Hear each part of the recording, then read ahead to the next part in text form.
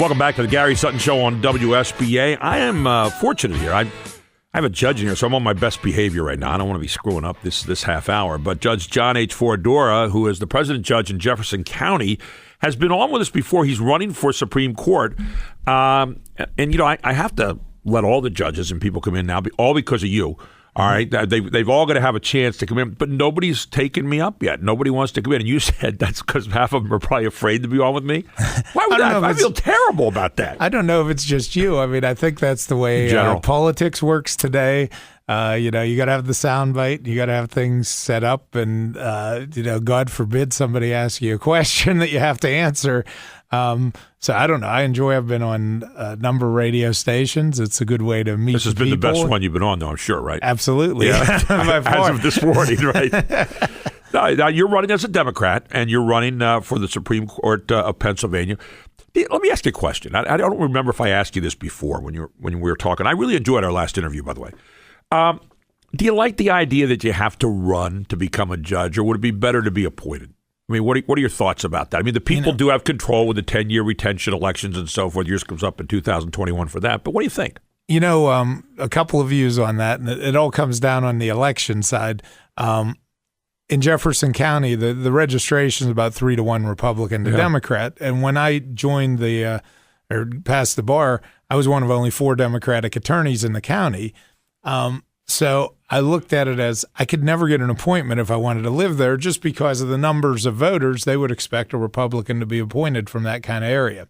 And the fact that I won my first election told me, well, election's the way to go. So I was still 100% behind election. And then we get to the statewide thing, and you know, everybody tells me I have to raise money, so I went out and I've done pretty well at raising money. I'm third overall on the Democratic side, and that's the thing that's real negative on it. But you know, just in the last 2 days, stopping at county courthouses, and I ran into a judge on the street in Philly, both of whom are being considered for federal appointment, right? Which is, you know, supposed to be the gold standard if you listen to the modern courts people. Well, this appointment process is good. Both of them nice judges, good careers. They're waiting in line because there's a problem with the number of appointees nationwide. So they may withdraw the Pennsylvania nominations and start from scratch that didn't go through last time. And now I've been a judge for 14 years. I'm going to be the first vice president of the conference this year. And so I've known 4 really well who've become federal judges. And the process they have to go through is excruciatingly political. And while I'm going around the streets of Philly yesterday shaking hands, I'm always thinking, isn't it nice that you can meet a guy who's going to be Supreme Court justice if you vote for him? And you know, right. All 12 on both tickets are out there at some point that you can find them at a meeting or a dinner, go up, shake their hand, and look them in the eye. And I mean, I just think the appointment process puts the hands in the select few. You know, on the federal level, the 2 senators have to agree from each state, and then they decide. You know, it always comes out when you're reading in the paper, these are the best candidates, but it's, well, we need a Republican, we need a Democrat, we need a woman, we need an African-American, we need an Italian descent, and all of that stuff enters into it. You are, by the way, of Italian descent, right? Yes, I am. But go ahead. Throwing that out there for the senator. nice little throw, right? Yeah. No, but the, you know, I mean, it's just whatever. You could go down to the smallest groupings, sure. and generally, once the lower even some of the circuit appeals judges down to the federal magistrates go through, they kind of go through as a package almost nationwide or at least regional wide. You know, so right now in Pennsylvania, I think on the federal bench between both sides of the state, we probably have 15 to 20 vacancies that need filled. And, you know, the people are interviewed, the process is in place, and then it's a matter of figuring out how to get it through the Senate. And all of that's so overtly political, and no one on the street really has any connection to it. Yeah. Where, you know, with electing, it's just such a great thing because the people get to decide, this is my Supreme Court justice. Hey, I met this person, you know, at my church, or I met this person at our county dinner, and he or she talked to me. So it's just a great thing. You know, I'm struck by something that you said there, though. It's kind of interesting. You have the people now having control over a judge. You have a day and age where people don't trust a lot of the institutions that we have. We see corruption everywhere in Pennsylvania, and examples even on the Supreme Court from time to time, even this past year. And you got money you got to raise. And so people say, what corrupts politicians more than money? Do you have to pay back later on? And I know as a judge, this is a tender one because now you get into the area where justice is supposed to be blind. How do you fight off the people control, the money control, and the fact that a lot of people are a little bit distrustful of the institutions that we have out there to start with? It's not a real good triumvirate to have to look at. On the voting side, having been through that once as a candidate and then once through retention, it's been easy for me to remove myself from politics. Of course, the majority party's on the other side. I work across the aisle with everyone in the county. But that part, going out campaigning and then getting elected and removing yourself from politics, for me has been easy. I don't know how easy it is in our cities where they have larger political machines, which is one of the reasons I'm running because, you could look at McCafferty-Castile over the last couple of years as really being an old Philadelphia street fight grudge. I mean, these guys came up through their respective political machines together and had some personal animus. I think besides the issues that were going on both sides. No one is ever going to confuse you with Philly guys, though, because of the accent. How do you say soda? Soda? How do you say pop? Pop. Yeah. How do you say creek? Crick. Thank you. Okay. See, you're a Western PA guy. See, I mean, you can't. Yeah. I have relatives from Butler, so that's why I can say that. But I'm kidding you a little bit. Go ahead. You got me on crick. I can't. I was going to break through. How do you say Steelers? I say Steelers. Okay, I'm close enough to Eastern for that. But you don't say Stillers. No. Okay. But the thing with the raising of money for judges, and it's nice the way they have the system set up in that I make a contact, then my staff talks to the person about giving. I know that everybody says it's problematic, and if it's in your mind, you better recuse from the case. Yeah. And, now we have some case law and guidelines that shows, for your biggest donors, you ought to always recuse or at least tell everybody, hey, here it is. But I always think if you tell somebody to tell them you don't have a problem, when I was in practice and judges would say things, you generally say, well, I want that judge off the case because he's telling me. He has a problem. Yeah, exactly. The other part that I wanted to throw into that, Judge Foradora, we're talking to Judge John Foradora, who's the president judge of Jefferson County and running for the Supreme Court here in the state of Pennsylvania.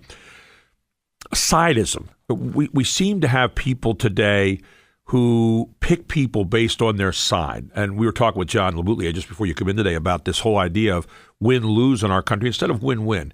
And again, in a judge position, it's such a peculiar place. You're walking the razor blade's edge all the time. Do you worry about the idea of when we pick Supreme Court justices today, we look at it, we say, how many 5-4 votes are there right along party lines? Mm-hmm. And it for a lot of us, we become disillusioned by looking at that. And we say, hey, if something's right, it's 9-0. Something's wrong, it's 9-0. Are we too political today? Does that kind of hang on to your?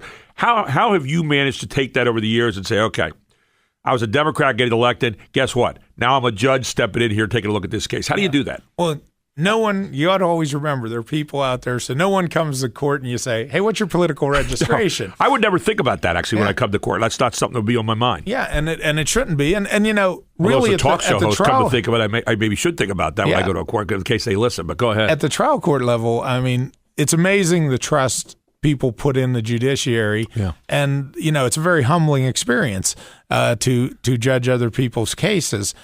So I never look at the registration. I hope none of the other judges do, but you look at the case. Now, as it goes up the system, and this is one of the problems I've had, I've always opened my courthouse. I want to make sure everybody feels welcome. They feel like they had their day in court. The record's made at the trial court level. Then it gets appealed to Superior Commonwealth Court or Intermediate Court of Appeals, and the attorneys come and there's a record that they read, so you don't see the people. And then the Supreme Court decides which of those cases they're going to look at. And again, you don't see people, and they decide what the issues are after they've read the Superior Court opinion to say, here are the issues we're going to brief to the Supreme Court. And I think there's a danger, and especially I see this a lot with our U.S. Supreme Court. People forget that we just say Smith versus Jones. Smith and Jones are actually people. They're not the attorneys that are appearing in front of you. They're not the transcripts that you're reading through. They're flesh and blood people out there, and they deserve to have their case treated with respect, all arguments listened to and decided appropriately. I really, some nights when I can't sleep and I'm flipping through PCN and I see the Supreme Court arguments, some of the Superior Court, Commonwealth Court, I always watch them because I do love the law. Sure. And it disappoints me at times, some of the questions judges ask or some of the comments they make when, a lot of the issues, especially on the criminal side, are being handled by public defenders who have to take an appeal because their client wants to. Right. And it's like, the court needs to treat the people in front of it with respect.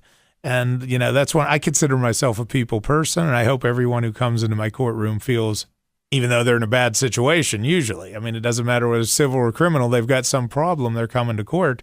I hope they leave thinking, well, at least the judge listened and gave me my fair shot. Yeah, I think it's important when you go into court. You're not normally there anyway as a citizen, mm-hmm. and so when you walk into court, you're scared to death most times. And if you're not, you probably should be. But you kind of and you're looking at when this judge comes out. Is this judge going to be one of those sour-faced guys that sits there and looks like you seem like a guy that would kind of make you, if you can feel welcome in court, you get as close as you can get there anyway. Well, I've always been a guy who smiles a lot. I figure it's just as easy to be happy as sad. So sometimes I have to disarm about, I'm not laughing at you. We've got to try this case.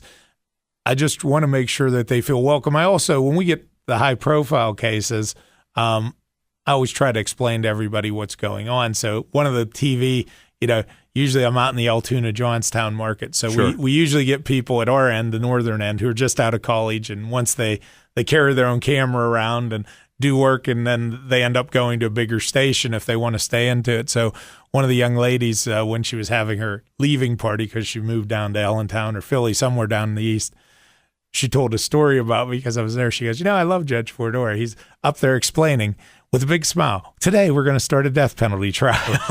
Yeah. And I said, did I really do that? And she's like, no, I was just exaggerating. But she said, I really wanted to thank you in front of everybody because I came from out of the area and you always made me feel so welcome. And, you made sure the jury was fine. You made sure the crowd knew, okay, here's how the case is going to proceed. And on those kind of cases where we might get 60 or 70 spectators to come to the courtroom, I want them to know if we're taking a break. Here's what I'm going to do. We have a legal issue. I'm going to go back in chambers and discuss. Or we need to wait for a witness. We're going to take a long lunch. Go out and enjoy your lunch. We won't start testimony again till 1:15 right. Because so much of the time, and I remember this having spent a lot of time waiting in the halls of courthouses, because intentionally judges don't try to delay things, but sometimes you need to do it to hear the case. But people don't know what's going on. They're thinking, what the heck? Did he leave? Did he go to lunch? Is he out getting drunk? Exactly. But that's how stories start. And, so it's the kind of thing I always try to explain to everybody. Here's how we're going to proceed. Here's what we're going to do. And, everybody be comfortable. Well, here's how we're going to proceed right now. We're going to take a break. We're going to come right back. And we're going to talk a little bit more about what is working in Pennsylvania as far as the court system and maybe what some of the things are that you'd like to see changed. And obviously you have reasons for running. Judge John H Foradora, he is running for Justice of the Supreme Court. He is the president judge in Jefferson County. And we'll be right back with him here on the Gary Sutton Show on News Radio 910 WSBA. Welcome back to the Gary Sutton Show on WSBA. Honored to have Judge John H Foradora, who is running for the Supreme Court. He's the president judge of Jefferson County, which is out west of here, but he's hanging out here in the east today. You've been going around to a lot of places here, haven't you? Yeah, I decided to do a tour and knowing what I do to meet people, so I called it the Foradora for all of us because I wanted to go out and meet real people and hear their problems, have them meet me. So I think I've been to about 40 counties in the last 10 days. Wow. Mostly across the northern tier and down through here, but we did spend some time in Philadelphia yesterday, and we're heading north and west today back to home, and then I'll be going out on the road to the southwest again later this week and try and finish up strong, but trying to meet as many people as I can, do as many things as I can, because I want people to be enthused about the judicial election and look into it and make sure they vote. What's the biggest question that you could ask? Is there a most common question? This is the oddest thing that I never would have thought ahead of time, but the one that stands out, most people have been asking me about the legalization of marijuana. There you go. That's a hot item right now with Colorado and also Washington and so. Yeah, and I always tell them I'm not running for legislature, so it's illegal under our law here in Pennsylvania. And frankly, I said if you read Justice Rehnquist's opinion from 1999, it's not allowed to be prescribed medical because it's on Schedule 1 of the narcotics. So and I always tell the people, well, that'll never happen. I said, just imagine if Jeb Bush gets elected and John Ashcroft's the attorney general, you might be a millionaire in Colorado who's facing an indictment the next morning because I said, you're violating the federal law. That's the way it comes down. So what I'm hearing you say is your job is to uphold the law as it is right now then. Absolutely. Until it's changed by the legislature. Unless it's unconstitutional. And the legislature decides what's legal, what goes on the schedule of controlled substances. And it comes to the state nationally. Now, the state can add other drugs, but they can't take them off. And the federal still lists marijuana as a Schedule 1, which means it has no medical purpose and it's a dangerous drug. That mostly comes from reefer madness. It should probably be reduced to 4 or 5 is what it fits in. But the legislature has to do that. No one else can. Got about a final minute here, and I want to ask you a question. What spurred you to do this? What do you see in the judicial system here in Pennsylvania that could really use some work? About a minute. I'd like the court first to lead by example. Pennsylvanians deserve to have the best court ever. I come from a working-class family. My dad's a coal miner. My mother's a nurse. People who are working every day need to see that their court's working every day. I think we need more transparency in that from the time you file a request to appeal, we decide whether we're going to grant that appeal within 90 days, maybe 1 or 2 extensions, but we put on a record that it's extended. And then once the case is argued, you know when you're going to get your decision, whatever we set those limits at, so that you can see what the court's doing. I'd like us all to go out and speak to the public so we have more action in the public and people understand the court system, so hopefully people will get out and vote. Yeah, because right now you're talking about, not a lot of people vote in judges' election. We were talking about it's kind of an acquired taste a little bit. Yeah. Because there's a certain kind of person that says, well, I'm just going to assume that they're going to do the job. And then there's another kind that says, wait a second here. I got 10 years. I took a look at this guy, and let's see where it goes. About 10 seconds. Final thought. It's great to be here today. I love the people of Pennsylvania. Please vote Foradora, number 4 on the Democratic ballot. But in any event, get out and vote in this election. It's a historic, over 300 years since we've had 3 seats.